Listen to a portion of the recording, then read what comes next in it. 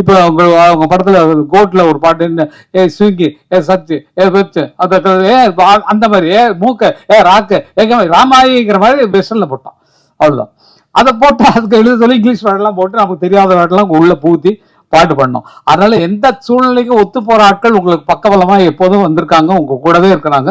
எந்த நேரமே இவங்க அழைக்கலாம். ஒரு கதை ரெடி பண்ணீங்கன்னா, இந்த மாதிரி ஆளுக்கு கதை ரெடி பண்ணிருக்கோம், அந்த கதையை கேட்டு ஏதாவது சேஞ்சஸ் இருந்தா சொல்லுங்கன்னா அதுக்கு கூட நாங்க ரெடி. ஏன்னா சினிமா உலகத்தில் இருக்கோம், சினிமா வேலையை தவிர வேற எந்த வேலையும் கிடையாது.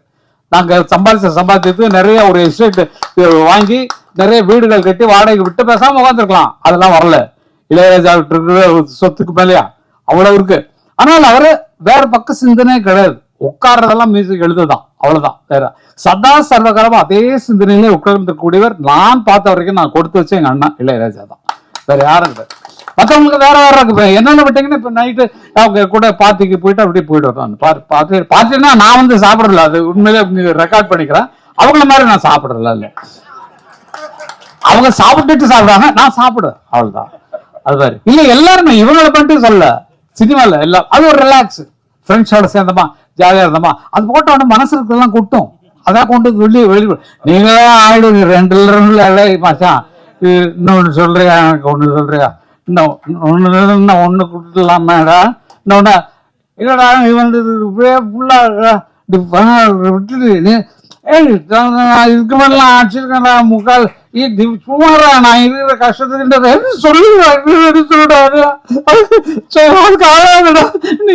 சொல்லி ஆறுதல் சொல்ற மாதிரி ஆயிடுவோம் நம்ம. அது கூட ஒத்து போறோம். நல்லவைகளை நினைவுகள் நல்லதே நடக்கும். நீங்க எடுத்திருக்க முயற்சி ரொம்ப அருமையான முயற்சி. அந்த வெற்றி பெற எங்கள் அத்தனை பேர் சார், எங்க பின்னால் இருக்கக்கூடிய அத்தனை படைகளும் உங்களுக்கு உதவ தயாரா இருக்கும் என்று சொல்லிக்கொண்டு உங்கள்ட்ட விடைபெறுவேன். நான் போக வேண்டியது 2 மணி நேரம் டிராவல். அவரு உதயகுமார் அவர்களும் பக்கத்துல தான். பக்கத்துல நாங்க மகாபலிபுரம் பக்கத்துல இருக்காங்க எங்க வீடு. ஊர் வேண்டாம், ஊர் விட்டு ஊர் வந்து ஓடி போட்ட மாதிரி ஓடி போயிட்டுறாங்க, இந்த சிட்டிக்குள்ள இருக்க வேண்டான்ட்டு. அது ஒரு சந்தோஷம். அதனால நீங்களும் தனியா இருக்காதீங்க, குடும்பத்தோடு இருக்கு. Copyright correct sir, correct sir. ஏன்னா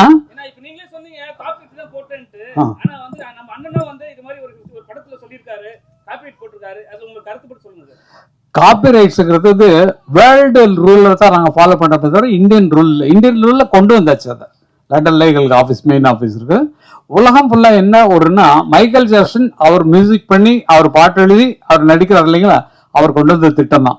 கொண்டு வந்தது அது எல்லாருக்கும் அப்படி பரவிடுச்சு. காரணம் என்னன்னா நம்மளுடைய படைப்பு. இப்போ வந்து கதாசிரியருக்கு கதையில உரிமை உண்டு, எத்தனை லாங்குவேஜ் மாத்தினாலும் அவங்களுக்கு உரிமை உண்டு, பாட்டுக்கும் அவங்களுக்கு சம்பந்தம் இல்லை. ஏன்னா தனி கிரியேஷன், தனி உங்க படத்துக்கு ஒட்டாம ஒரு மியூசிக் டைரக்டர் போட்டு நீங்க வந்து அவங்கள்ட்ட பாட்டு வாங்குறீங்க. உங்க படத்துக்கே போட்ட ஸ்பெஷல் சாங், அதுக்கு பாட்டு எழுதுனது அவரு ஒருத்தர், அவருக்கு 2 பேரும் தான் கிரியேட் பண்றவங்க. அதுக்கப்புறம் தான் அடுத்த கூலிக்காரங்களா வர்றது பிளே சிங்கர்ஸ் வருவாங்க. அவங்களுக்கு பணம் கொடுக்குறோம், அவங்க வந்து பாடுறாங்க. முதல்ல இருந்த எங்களுக்கு சரஸ்வதி ஸ்டோர்ஸ்ல உள்ள கான்ட்ராக்ட் இருந்தோம், எங்களுக்கு தெரியாது. அவங்க வந்து பூஜை அன்னைக்கு வந்து ஒரு 10,000 ரூபாய் அட்வான்ஸ் கொடுப்பாங்க. இன்னைக்கு வரைக்கும் தெரியாது. எங்க அன்னக்கிளி படம் அவ்வளவு சேலா இருக்கு, பத்திரகாளிலாம் அவ்வளவு சேலா இருக்கு. அந்த ரெக்கார்டுக்கு 1 பைசா எங்களுக்கு வரல.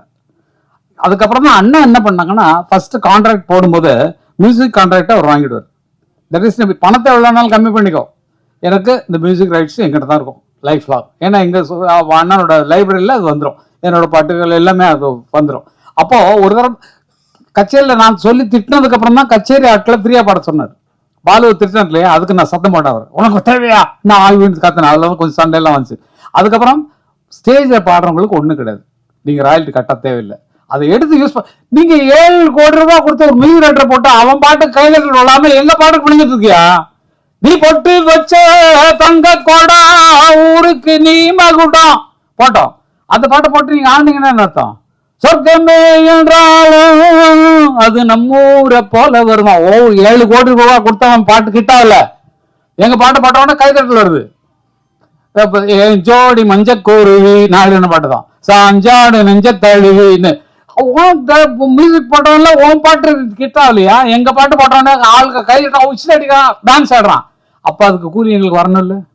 எங்க பேர் போடாம தானே எங்க மியூசிக் டைரக்டர் பணம் கொடுத்து அவ்வளவு கொடுத்து அவங்கள்ட்ட வாங்க முடியாது தானே எங்க பாட்டு போடுறீங்க. அப்ப எங்களுக்கு அதுல பங்கு உண்டு இல்ல, எங்களுக்கு கொடுத்துருக்கணும் இல்ல, எங்கள்கிட்ட பெர்மிஷன் வாங்க. பெர்மிஷன் கேட்டா ஃப்ரீ அண்ணன் கொடுத்துருவார். இப்போ கேட்காம போடுறதுதான் அவருக்கு கோவம் வர்றது காரணம். என்கிட்ட கேட்கல, என்கிட்ட பெர்மிஷன் வாங்கலை அப்படின்னு சொல்லி சண்டை போடுறது காரணம் பணத்தை ஆசை இல்லை சார், கொட்டி கிடக்கு சார். பல பேர் நினைக்கிறீங்க. ஆனால் வந்து இந்த ரூலுங்கிறது விதிப்படி நம்ம போயே ஆகணும். விதி எவ்வளோ உருவாக்குனாலும் இப்போ இவங்க கதையை வந்து வேற லாங்குவேஜில் போட்டாங்கன்னா இவங்க எவ்வளோ வேணாலும் கிளைம் பண்ணலாம்.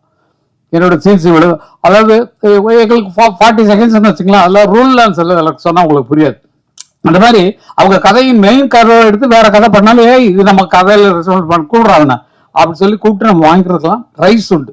எதாவது உருவாக்குனானா அவனுக்கு அதில் பங்கு உண்டு. அந்த மாதிரி தான் அந்த ராயல்ட்டிங்கிற விவகாரம் போயிட்டு இருக்கு. அது இனிமேல் பிரச்சனையே வேண்டாம். ஏன்னா பாருங்க, எந்த படத்துக்குமே வராது. ஏன்னா எங்களுக்கு தெரியும் நம்மகிட்ட பெர்மிஷன் கேட்காம போட்டுக்கானே அப்படிங்கும் போது தான் உங்களுக்கு வருது. அஜித் படம் அதெல்லாம் ஒன்றும் இல்லை, எங்க பாட்டு அவ்வளவுதான். ஒன் மியூசிக் போட முடியல, எங்க பாட்டு தான் உனக்கு ஜெயிக்க வைக்குது அப்படிங்கிற சந்தோஷத்தோடு இருப்போம். அது கேட்டுதான் இன்னும் சந்தோஷமா கொடுத்துருக்கோம். கேட்கலங்கிறதுனாலதான் கொஸ்டின்.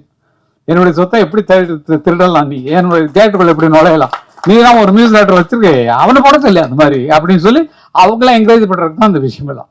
அதனால எல்லாமே நல்ல வைக்கிறது தான் புரிஞ்சுக்க.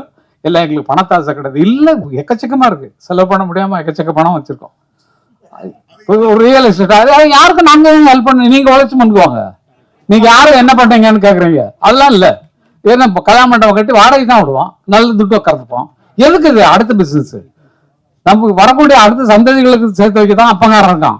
அதனால சேர்த்து வச்சலாம் அடுத்த குழந்தைங்களுக்கு, பேரன் பேத்திகளுக்கு, அந்த அண்ணன் பிள்ளைங்களுக்கு, தம்பி பிள்ளைங்களுக்கு, அக்கா பிள்ளைங்களுக்கு இவங்களுக்கு கொடுக்கத்தான் எங்களுக்கு. அதுக்கு தான் சம்பாதிக்கணும், அவங்களும் நல்லா இருக்கணும் எங்களை மாதிரின்னு. அதனால ஒவ்வொருத்தரும் அப்படி வாழுங்க. மற்றவங்களுக்கு தான தர்மம் பண்றான் அதெல்லாம் சொல்ல தேவையில்லை. தான தர்மம் பண்ணுங்க, மற்ற கஷ்டங்களுக்கு கொடுங்க, ஃப்ரீயா கொடுங்க, மனசார இருக்கு. ஆனால் நீங்க சம்பாதிக்கிறது உங்க குழந்தைகள் பின்னால வர்றவங்க கஷ்டப்படக்கூடாதுங்கிறதுக்காக சேர்த்து வைங்க. இதான் எனக்கு நாங்க சம்பாதிச்சது, நாங்க என்ன பண்ணிட்டு இருக்கோமோ அதை உங்களுக்கு சொல்றோம். நீங்க அதே மாதிரி இருங்க, சந்தோஷமா இருங்க. இன்னைக்கு நல்லா இருக்கிறீங்க, நாளைக்கு நல்லா இருக்க போறீங்க. இனிமேல் வருங்காலத்துல இன்னும் உயர்ந்து உயர்ந்து நீங்க வாழ்வீங்க. உங்க எண்ணத்தை ஸ்திரப்படுத்துங்க. நம்ம என்ன ஒரே நோக்கத்தில் இருக்கணும், நான் டைரக்டர் தான், நான் பிலிம் டைரக்டர் தான் வரப்போறேன், இல்லப்பா நான் நடிகராக தான் வரப்போறேன், அதுல எய்மா இருங்க. அந்த கனவு தான் உங்களை மேல கொண்டு போகுமே தவிர 10 பக்கம் திங்க் பண்ணீங்கன்னா வராது.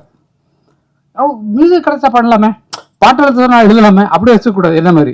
ஆனா எல்லாத்துலயும் நான் ஜெயிச்சிட்டேன், எல்லாத்துலயும் பாட்டு எழுதுறதுலையும் ஜெயிச்சிருக்கேன். எல்லா பாட்டு என்ன பாட்டெல்லாம் சொன்னா எக்கச்சக்கமா இருக்கு. அந்த மாதிரி அதுலயும் ஜெயிச்சிருக்கேன். மியூசிக் டைரக்ஷன்ல 168 படம் பண்ணிருக்கேன். அது 2000 பாட்டு வரைக்கும் எழுதிருக்கிறேன் நிறைய. எல்லாத்துலயும் ஜெயிச்சது கடவுளுடைய செயல். என் நோக்கம் வந்து எந்த வேலை கிடைச்சா, இப்ப நீங்க ஒரு வேலைக்கு விட்டீங்கன்னா வந்துடுவேன் நான்.